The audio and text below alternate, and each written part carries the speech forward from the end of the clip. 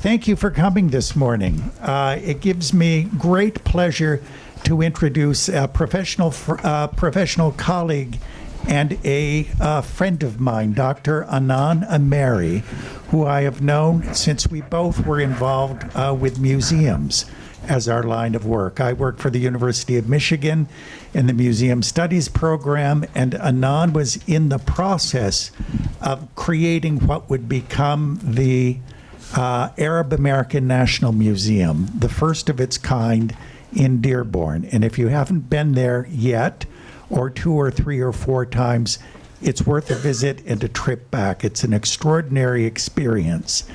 Dr. Ameri was born of a Palestinian father and a Syrian mother, and grew up in Jordan, and came here after getting several degrees in the Middle East. She found her way to Michigan.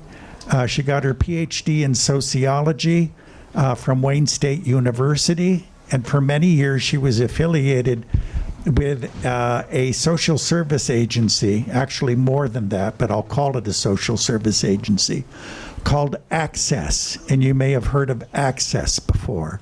And Anan was working for a number of years at Access when she was asked to create a museum for Arab American culture. And she took this concept of a museum from nothing to what you see on Michigan Avenue today. It was amazing for me to see how she built a museum out of virtually nothing, a collection of stories and some objects, into a really impressive building with compelling exhibits. And she raised $15 million on her own to provide the funding for the museum to open.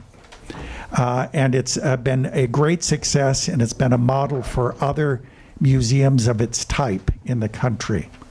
Dr. Ameri also is the founding director of the Palestine Aid Society, and it's that part of her career that she's here to talk about today.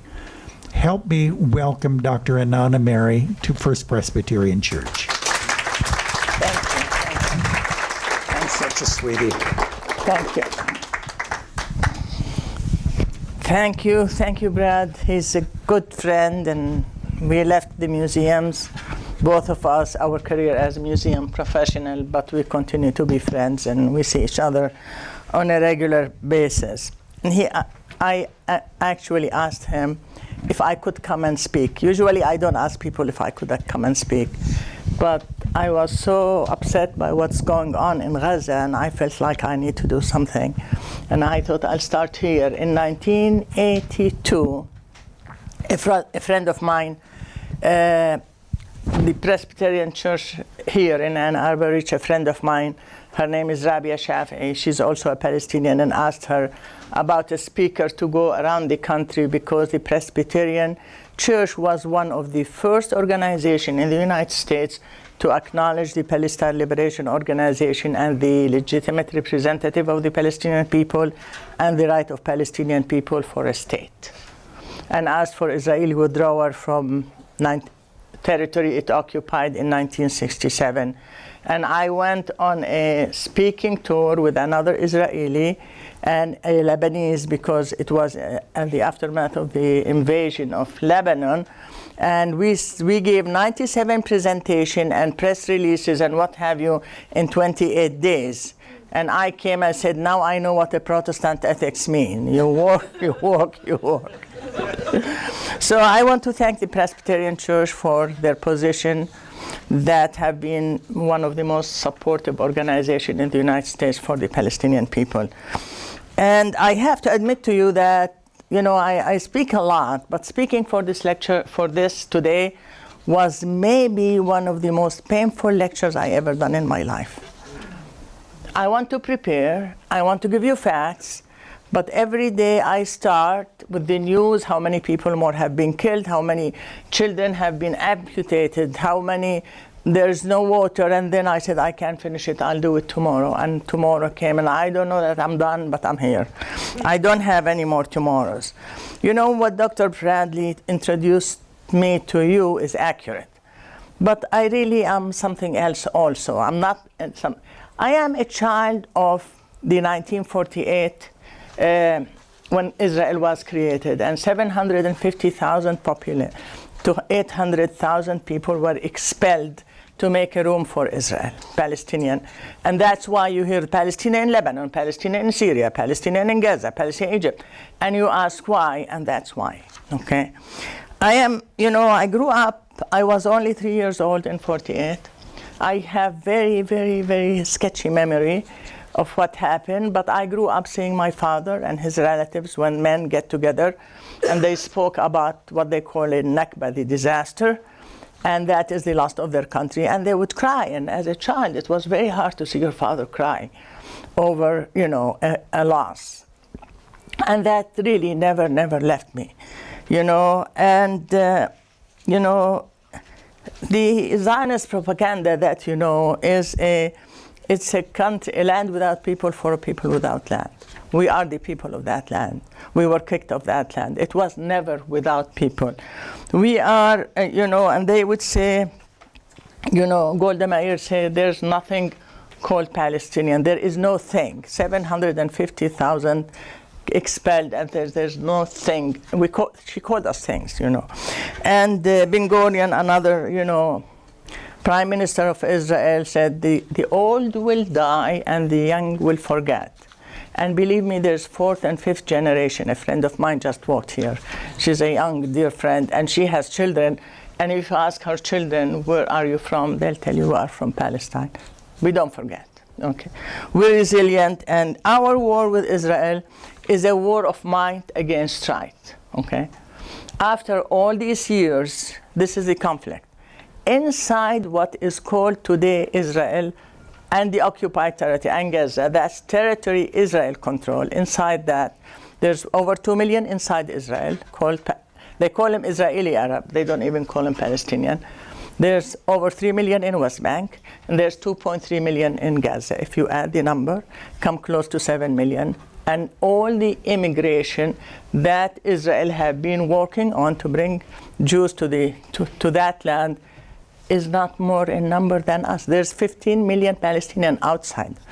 But I'm talking about the land controlled by Israel. So this is the war. They have the might, but they cannot have the number. They cannot make that part, quote unquote, a Jewish state, because Palestinians will not leave. They learned from 1948, they left. And if you ask Palestinian, what does the key means to you? They left with a key with very little things, and they took the key with them, thinking once the fighting will settle, they will go back. And in spite of every year UN resolution, many resolutions that Palestinians have the right to go back, and if they choose not to go back, to be compensated for their property, and that never happened. So when we talk about Gaza, I mean, as Palestinians, we have been called four-legged animals. We have been called grasshopper by the Israeli leaders that they should be crushed. We have been called cockroaches. We can be called human animals, and much, much more. That's who we are, because when they can't see us as human, if you want to kill and do what the Israeli did for us, they cannot claim that we are equal. And that is the history of the oppressor. The only way you could enslave black is to convince the people that are not human. They're not equal. The only way that Native American was exterminated from this country by claiming that they are savages. You can't have your enemy equal to you. Although if you look at statistics, there's nothing shows that the Israeli are better or anybody better than the Palestinian or worse. We're all human. We have our good, we have our bad. I mean, we're human after all. So what's going today, every time you read an article about what's happening in Gaza, they tell you in October 7, some terrorist human animal came to us, they raped, they killed, they massacred, and Israel has the right to defend themselves. History Palestinian history did not start in October 7. And I have to say, I by no means liked what happened in October 7. I didn't appreciate the way the Palestinians defended themselves. I don't. But I understand why. I understand the context. I understand what happened, why this happened. And it's not from vacuum. So when you start history in October 7, that's really unfair. So I'm going to take you, and I hope you will forgive me, on a very quick history lesson. This can be a course in university, but I'm not going to give you a course. I'm going to give you a quick lesson. Okay. The birth of Israel. Where did the idea came that Israel should exist? There is a Zionist movement called the Zionist Congress, and it's European, totally European, met in 1897, and they said, we want to create a Jewish state. They did not say where, they did not say what. The concept that the Jews should have a state of their own, and then they debated where. It was never in the beginning Palestine. On their the first conference, they held it in 1907, they were all European, rich European Jews. I mean, nobody from the Arab world, not Palestine, nobody from that part of the world. On their third conference, they were influential, rich. They convinced the British to help them, and the British, on their third conference, gave them 5,000 square miles in what's today Kenya. They said, if you want, we can help you create a state there. And they debated the idea, and after debate, 295 to 177 votes, they said, let's at least go explore it. So they go, and then when they came, they sent a delegation, and this is what the delegation said.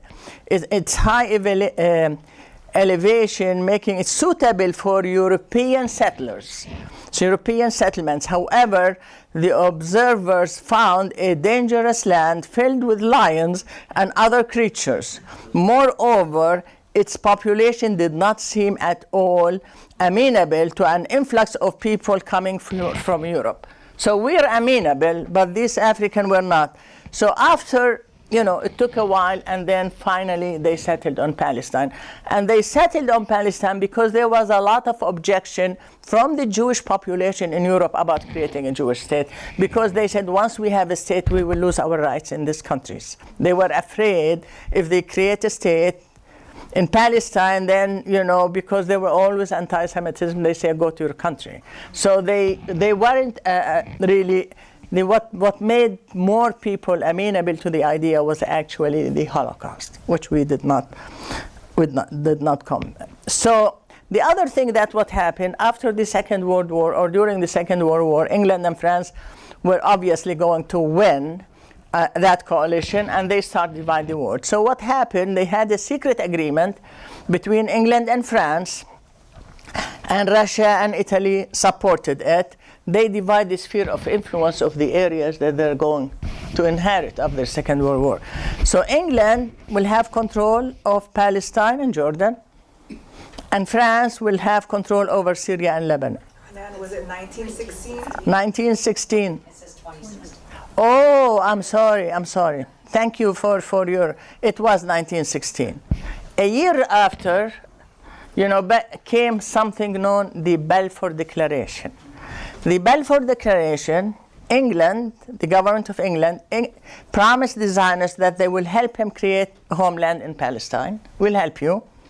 We will use their best endeavor to make it happen.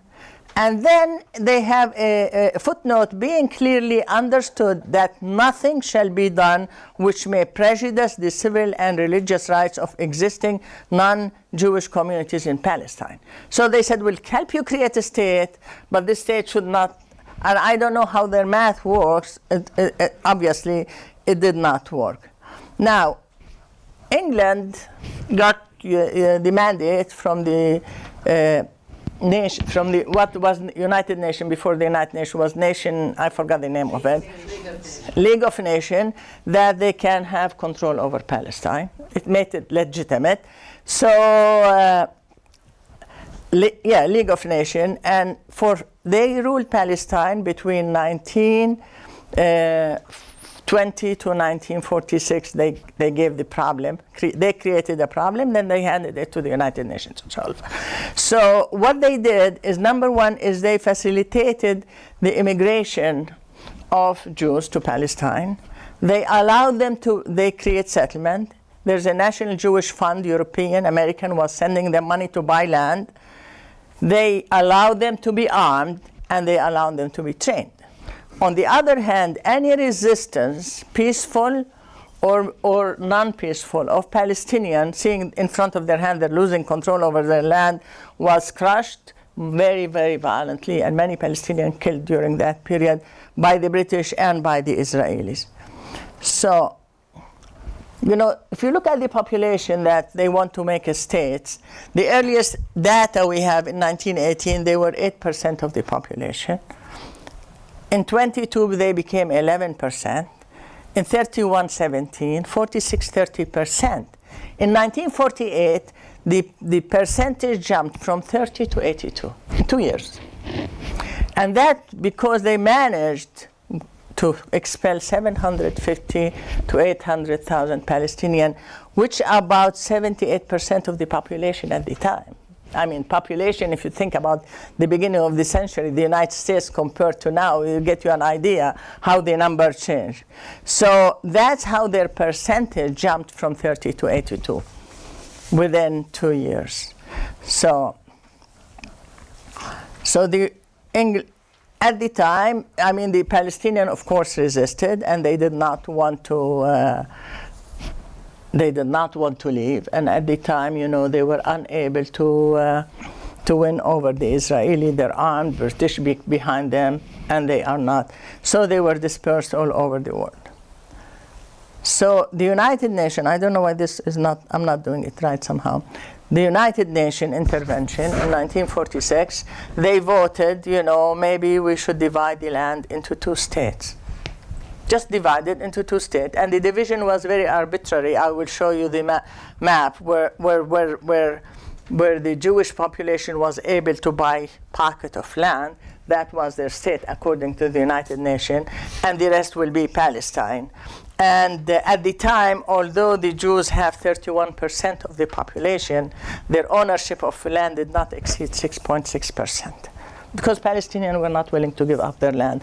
And most of the land they took, they didn't buy. It was, you know, in every state, if you look at Michigan, for example, there's certain percentage owned by the people of Michigan, but there's a lot of public land, parks, government land, what have you. So that is the land that, you know, very few Palestinians sold land to the Israel. They were really resisting and continue to resist. So where did they go? Okay. You know, they were dispersed. This is a map of Syria, Lebanon, Jordan, and Palestine. The yellow is Palestine, and you will see a very tiny thing in the corner between Sinai Peninsula, and that's what became Gaza. So Palestinian in the north went to Lebanon or Syria. Palestinian on the east part of Palestine, which nearby the West Bank, went to the West Bank, or they went to Jordan.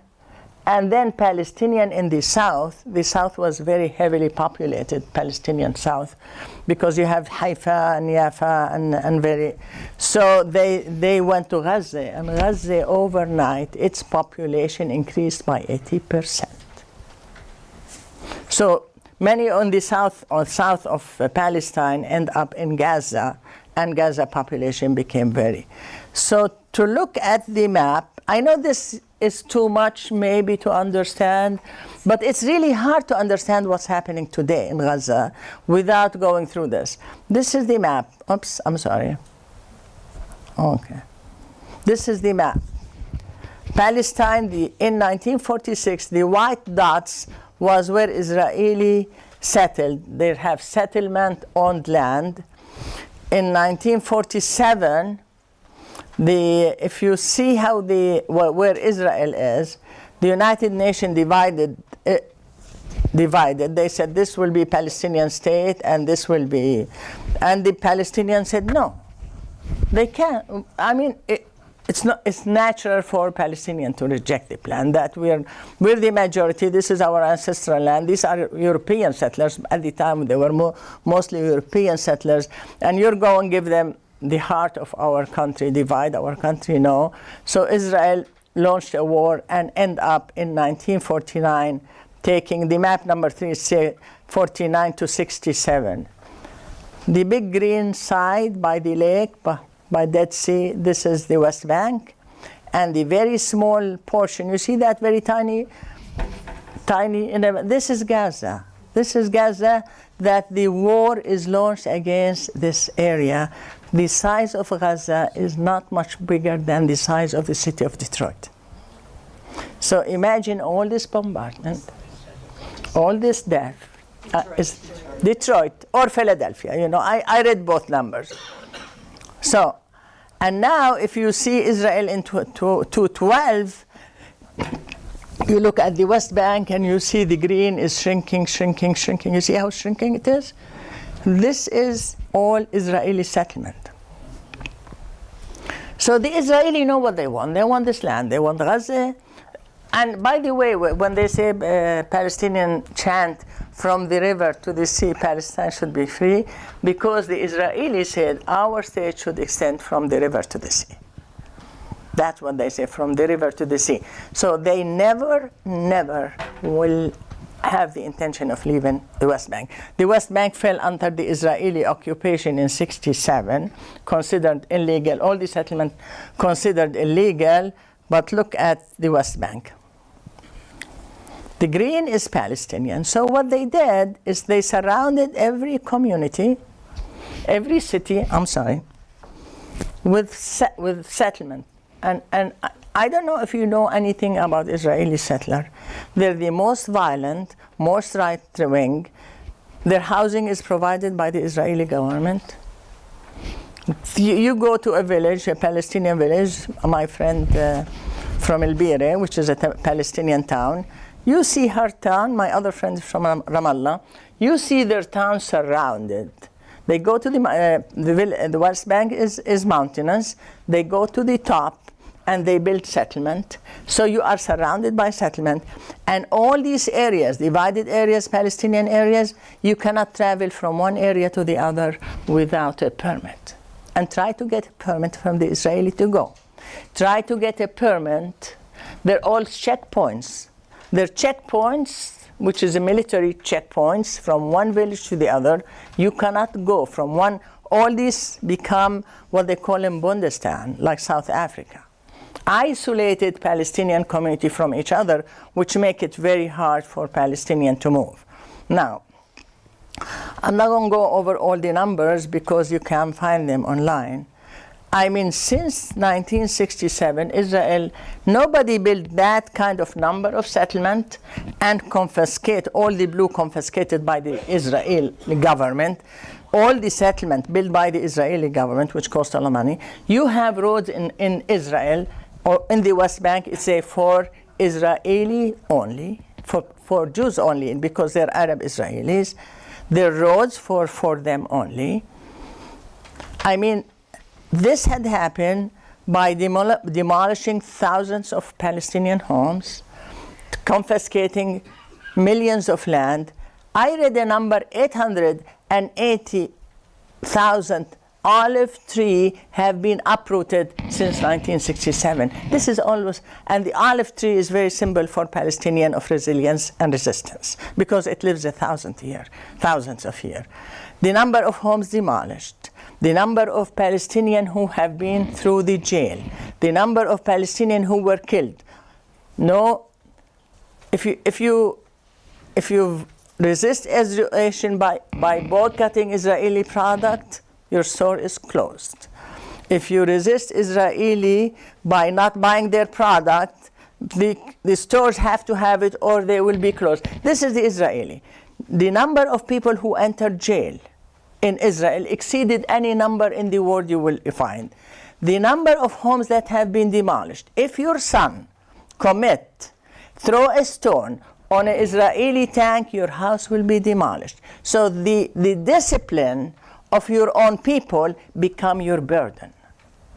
So you don't want your son to go on a demonstration or daughter to go on a demonstration. You don't want them to throw stones on the military army. You don't want them to challenge the checkpoints, because you have family. You don't want to see your home demolished.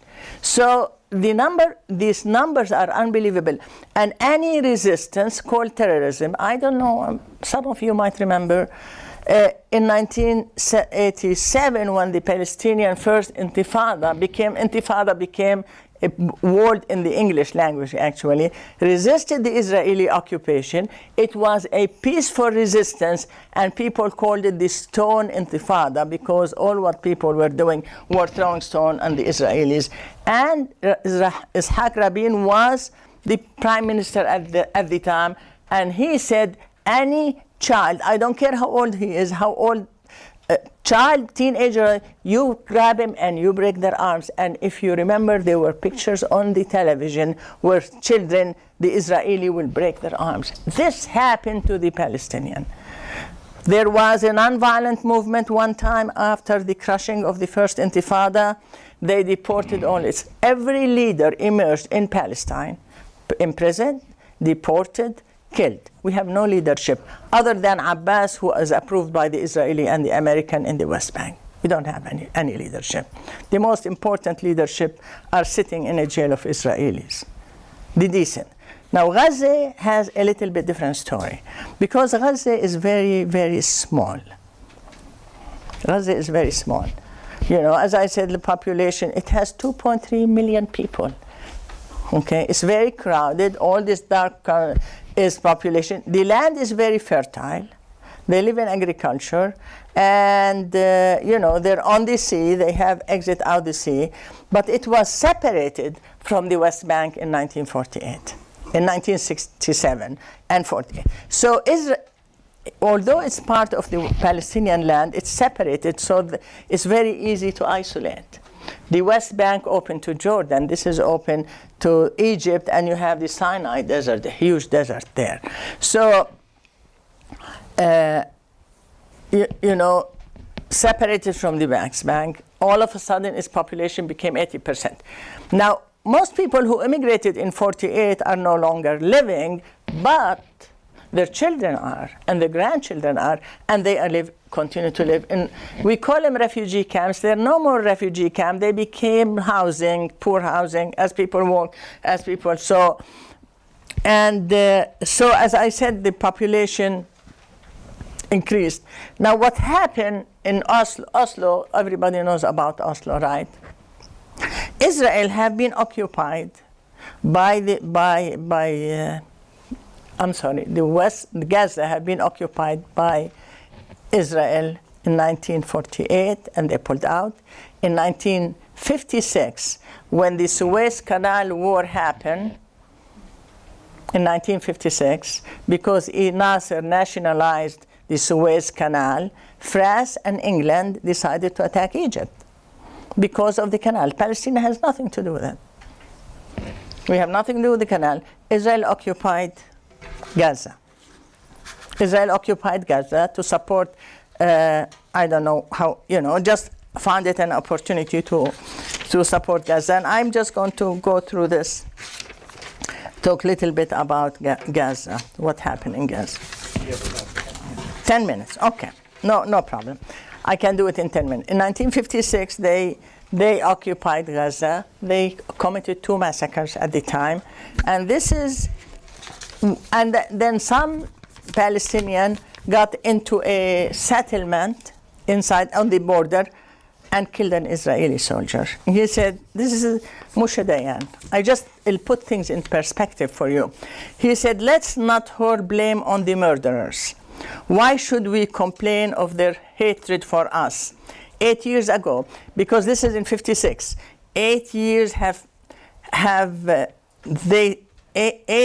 they have sat in the refugee camps of Gaza and seen with their own eyes how we have made a homeland of their soil and the villages where they and their forebears once dwelled. This is This is one of the most militant. In other words, expect this. If you steal their land, expect this. And of course, he's not sympathetic with the Palestinian. He's telling the Israeli, be ready, this will happen. This is going to happen to us. And this, he said that in the funeral of that soldier that was killed. So, Gaza have been, occupied so many times. In 67 was occupied again. Very little settlement built in 67 because the population is very condensed. And as a result, if you build settlements, it's going to be very close to population. And there were a lot of resistance for what happened. So ultimately, when Oslo happened, they pulled out of Gaza, they pulled out of settlement. But then when there was election after Oslo was happening in 93, a peace agreement that Israel and Palestine Liberation Organization under Clinton, maybe many of you have seen Clinton, introducing Arafat and Rabin, and they're shaking hands. But Israel, they really never had the intention to leave. The truth of the matter, if you look at the settlement after Oslo agreement, increased by 10 times. There's today about 700. There was 230 Israeli in the West Bank, and now there's 700. So they continue to settle, and then in 1906, under the pressure of the United States to have election, and they have election. Hamas is a political party, and Hamas won Gaza. Hamas won in Gaza, what is Palestinian Authority. It's not the same party won in both areas. So we have the West Bank under the authority, Palestinian Authority, and we have the Gaza under Hamas. And since that time, Israel had entered Gaza so many times. Once the Hamas won, they call them terrorists, they put Gaza under blockade. No water, no electricity, no food allowed to be in, no medical supply, everything entered. Gaza is isolated, surrounded by Israel from every place and the river. So they have a complete siege over the people, entered Gaza 6 times, demolishing homes. Any resistance that happened, they were very, very violent with Gaza. Because it's small, it's Israel, people from Gaza can enter Israel from any, they can surround it, but they have a big border, and the people can resist. So they call it, Gaza was called the biggest open prison in the world. 2.3 million people under total siege. If they want to export vegetables outside Gaza, have to have the Israeli permit. And vegetable and fruit, that when they export, they will sit and rot in 1 year after the other. Total six times they launched wars and invasion of them. They killed over 6,000 people. It means the average, every time they entered Gaza, the Israeli, they killed 1 million. So you have to understand that complexity of the Palestine, to understand why would something like this happen. Ultimately, things went out of control and happened. So Israel, we have the right to defend ourselves, including the United States. They have the right to defend themselves. They have the right to exist. And I ask the question, do Palestinians ever have the right to exist? Do we ever have the right to defend ourselves? What are the Palestinians supposed to do when there's 2 million of them now? Forget about the refugees all over the world. Okay, 2 million in Israeli citizens, more than 2 million treated like third-class citizens. You have 3 million in the West Bank. You saw how their land is being divided and taken over by settlers, and the settlers go every day. If you follow the news, they go burn orchards, they go kill goats. They're like wild west. They go and kill and burn, and Israel doesn't do anything. It's okay with them. So what are we supposed to do? Say, thank you, Israel. Yes, we will accept your occupation. Yes, we accept to become refugees. Yes, thank you for being European and civilized, and we're animals. Is that what they expect? That's not going to happen. If anything proved to be that Palestinian people are resilient people. If anybody is Jewish, live in any place of the world, tomorrow decide they want to go become Israeli, they get the citizenship the minute they land on the Israel. If I want to go for a visit, I can't. I only was able to go for a visit when I got an American passport. This is how much justice there is. But what makes me really more angry is what the United States is doing. I mean, 22 point some billion dollars we're giving to Israel, and you know, they don't allow now Israel, you know, October, in 1 year, there's an estimated total loss of life of 186, and many people think more people are buried under the rubble. They don't know, you know. Direct casualty, which means from bombardment, that by November, this is before November, by November 12 was 43,600 people. Death from starvation. The death from starvation because they're not allowing food, I'm sure you hear it on the news, or medication, and other causes, you know, from lack of sanitation, dirty water, no access to health care, is 81,000. So to have 200,000 Palestinians killed, the overwhelming majority of them are women and children. To see children, you know, Bradley told me when the war in Lebanon started, I was posting on my Facebook, because there were a lot of international support. You know, it was uplifting. And then, as the time went on, the international support, people can go on demonstrations so much, the encampment was crushed, still Palestinian students are in court for deportation. The death casualties became more. I just couldn't post anymore. And he said, why are you not posting? I said, I opened the newspaper. I told my husband one day, as if I go to bed, you know, to get up in the morning to read the newspaper, and to me, the newspaper, because the difference between night and day, when it's night here, they're day there, I get up to count our dead. I couldn't read the newspaper anymore. Honestly, I couldn't.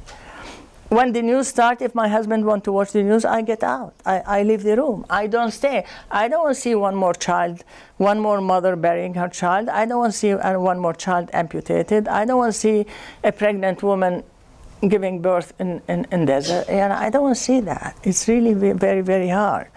You know, it is the casualties, you know. Now, 90% of people in Gaza have been displaced.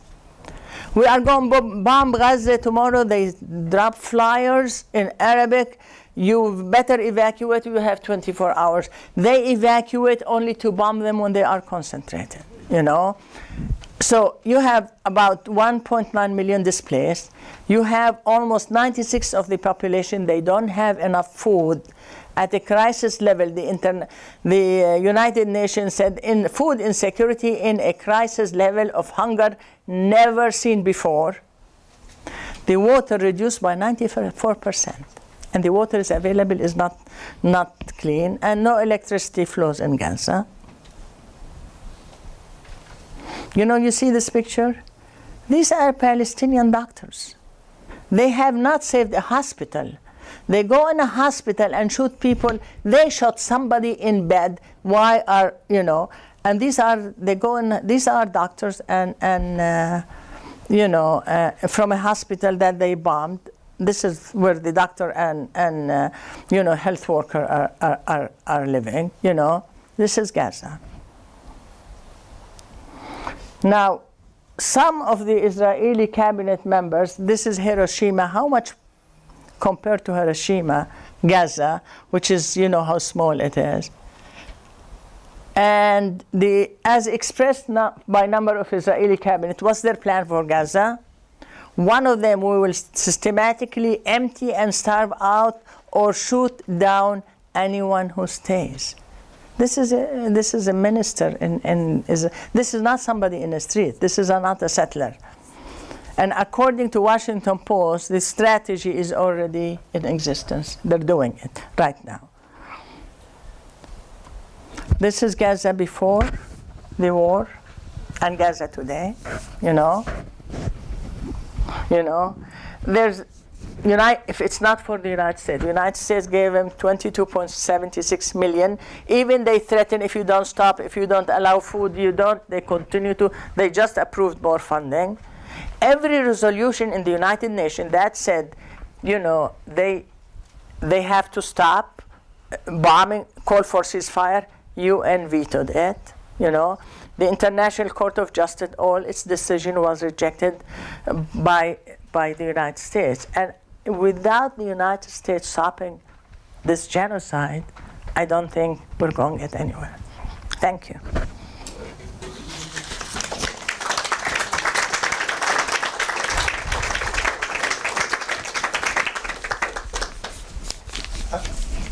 Would you be willing to take some questions from the Yeah. I'm sorry, I know it was a lot of information, but I really tried. If you don't put the history behind it, you can't understand what happened. You can't. Because they tell me, do you approve? No, I don't approve. But am I surprised? Absolutely not. And that's the difference. Jane, are we okay on time? Yes, we can go until quarter. People can leave if they need to go to the service, or children, they need to pick up their children, just feel free to leave. And if you went out that other door, that would be helpful because you won't make noise. But otherwise, I'm hoping you'd be willing to stay for a while. Yeah, I'm here. I'm not leaving. I'm not going anywhere. But we need the mic, Barbara. You need to run the mic around. And can I just I'm say, not sure about running, but I've got the mic. let me just say about the mic, you have to hold it. Let me just show you. We learned this. You have to hold it like this. Put it to your mouth, okay? If you hand or person handle it too much, it makes a lot of noise.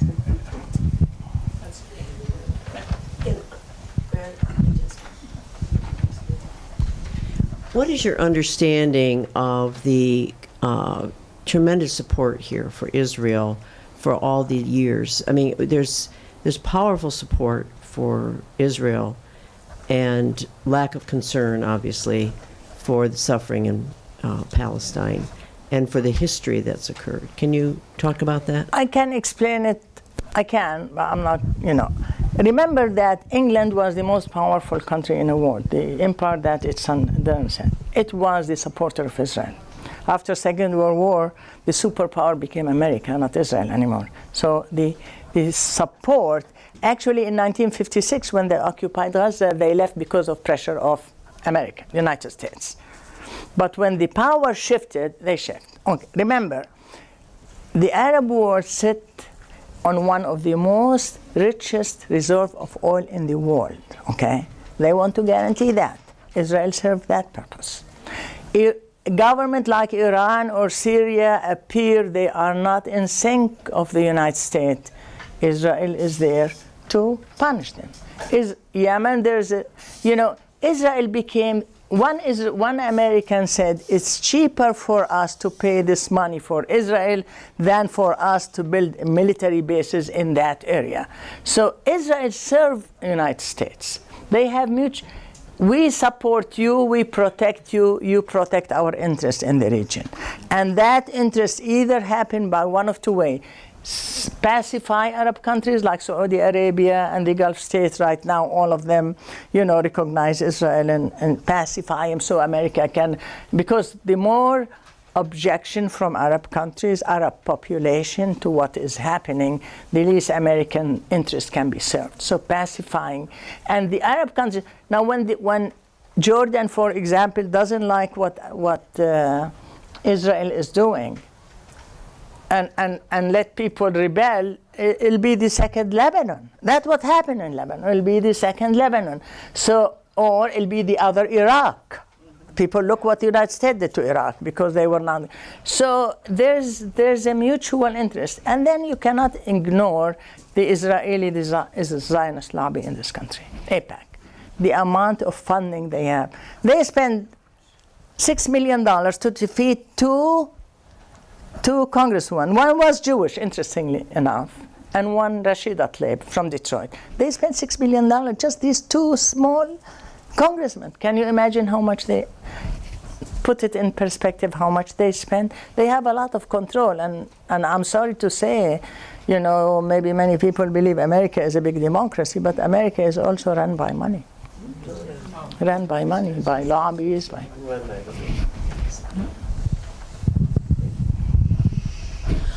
What impact was there when when under Trump, the capital of Israel was moved from Tel Aviv to Jerusalem? You know, Israel plan is long term.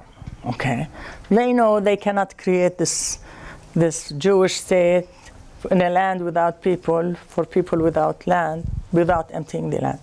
And it's a long-term slave, like occupy the West Bank in 1967. Now, so ultimately, if America move it, because the world does not recognize Israel as a capital of Israel, and as a result, none of the embassies, even European embassies, they're still all in Tel Aviv. So when Trump moved the embassy, they give legitimacy. They give the green light for other people who would like to move, but they cannot move. But nobody else moved. So every step legitimizes what Israel is doing.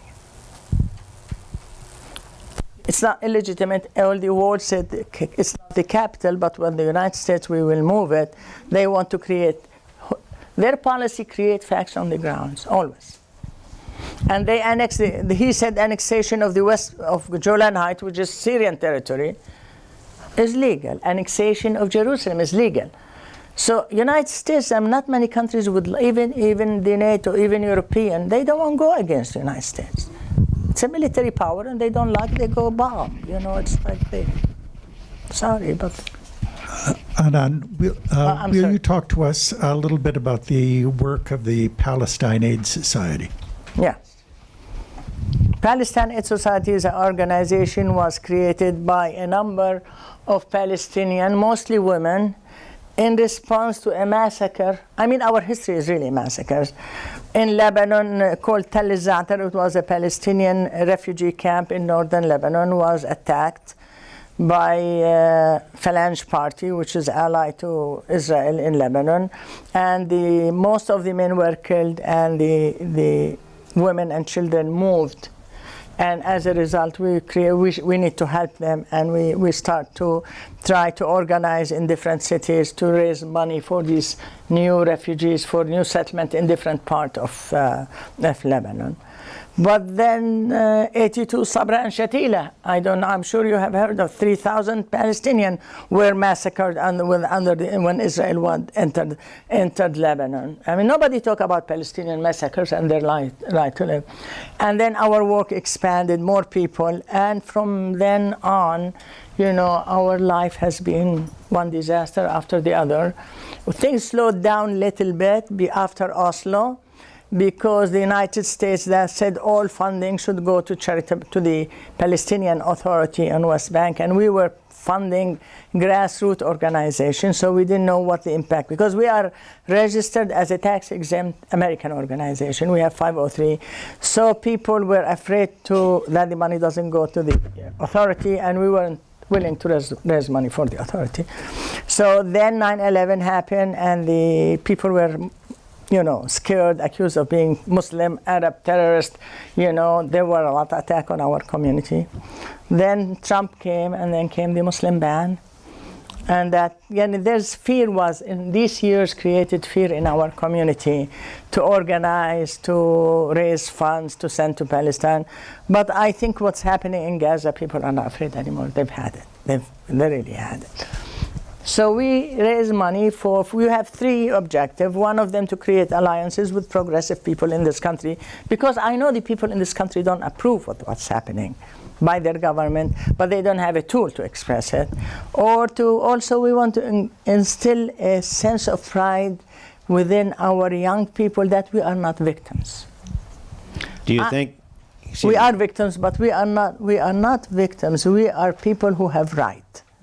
And we are resilient people, and we have a great culture. And we will get up sad, but we will go, and we'll do stuff, and we'll go to school, we'll study. We don't want our children to be deprived of happiness here or there. Do you think the Trump administration would support a Palestinian state, and is that an answer? No.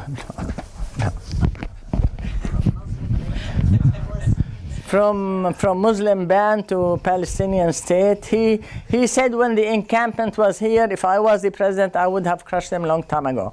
I am not optimistic at all. from Trump administration. But, you know, for the people of Gaza, after all this, they're still resisting. That's the Palestinian spirit. They're still fighting. People, young people are fighting. They're facing, they're not like, they haven't surrendered. People in Lebanon are not surrendering. So people in the West Bank are not leaving. They say, you can do whatever for us. We're not leaving. And that's what gives us strength in outside. Thank you. Do you have, ideally, a solution in mind? What would you ideally like to see happen? What I would ideally like to see happen is that we have one state, because you can't create Palestinian state, and you saw what we have. There will be one state, one vote. It doesn't matter whether you're Jews, you're Muslim. We have a big Christian community also. That was deprived. Linda come from a Christian town. Their land is gone. She's come from a neighboring town. Their land is gone. They're under attack. So we believe historically there were Jews in Palestine. They were a very small number. But if we have one state from the river to the sea and everybody live equally with one vote, one person, it doesn't matter your religion. If some people want to leave, they can leave. But you cannot have a Jewish state in a land that most population, and after over a century of work, still the majority, if you add the West Bank and Gaza and inside Israel, still the majority is Palestinian. And that tells you how resilient the Palestinians are. That's what I believe. Is it going to happen tomorrow? Absolutely not. It has to come from the Israeli themselves to realize. I mean, think about this. When you know, you all heard about what happened in Amsterdam. When these soccer players, they say there's no more school in Gaza, chanting because there are no more children in Gaza. What kind of people they are raising? Who are these people? Who are proud? That's how the thing started. And people, you know, attack these people. They have carried Palestinian flag themselves to burn it in public. But to say there's no more schools because there's no more children and you're proud of it and you announce it, I'd rather die than have my child think that way. Other questions?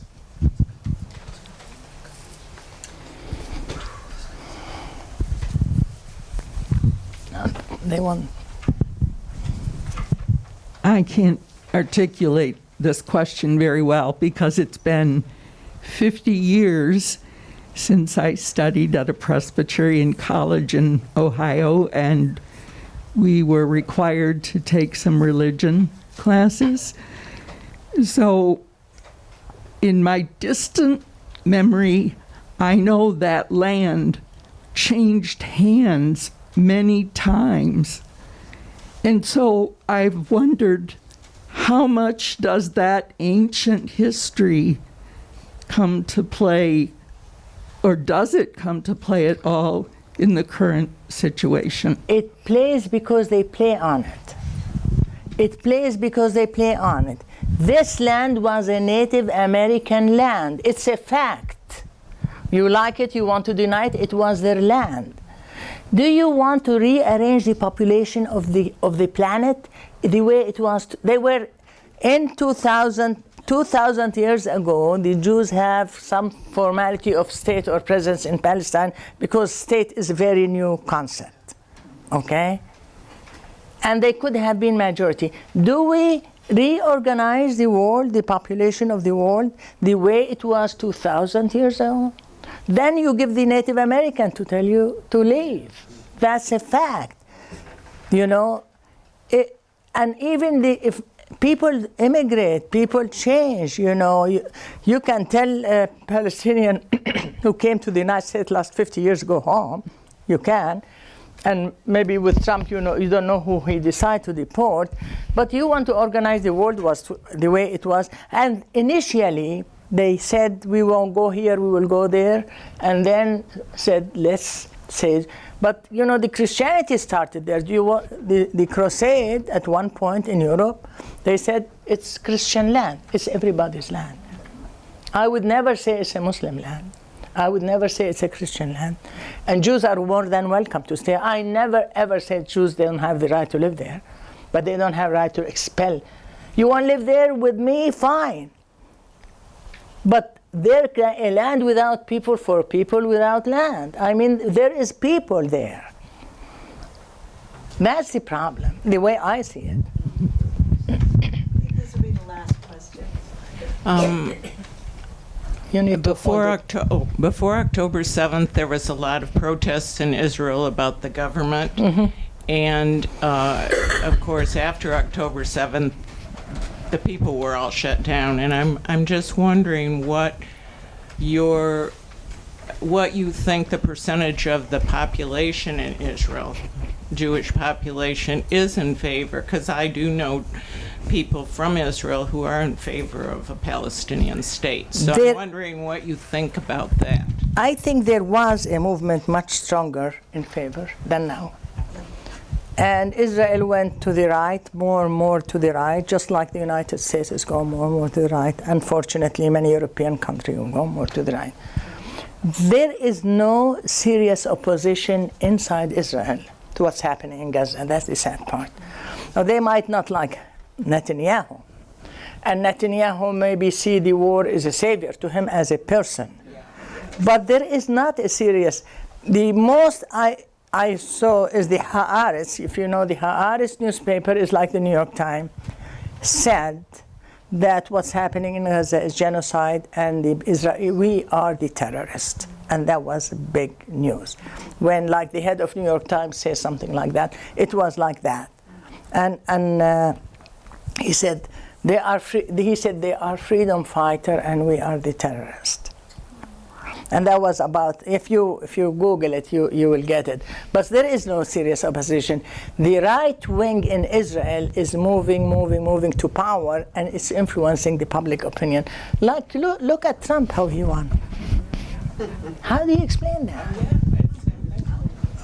For those of you that would like to learn more about Anan's experiences in Palestine, she's a published author, and you can go to Amazon and find one of several books that she's written on her life growing up in that area. They're really good reads, and I encourage you to look into those. And another form of authorship is the American National Museum itself that she created. It's only a 40-minute drive from Ann Arbor, and it's a wonderful place to be for an afternoon.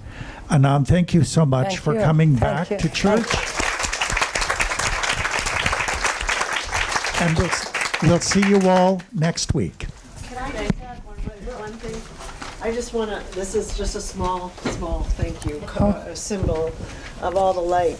Thank you. Have done. Thank you so much. Thank you. Yeah. Thank you. I so appreciate you asking to come speak here, and we shuffled some things around, and how grateful I am that we did this. It's also now going to be on YouTube on our church. So if you go to the First Pres, it's with all the adult faith formation. So that's another great way to spread the word. But what a gift you are. Thank you. Thank you.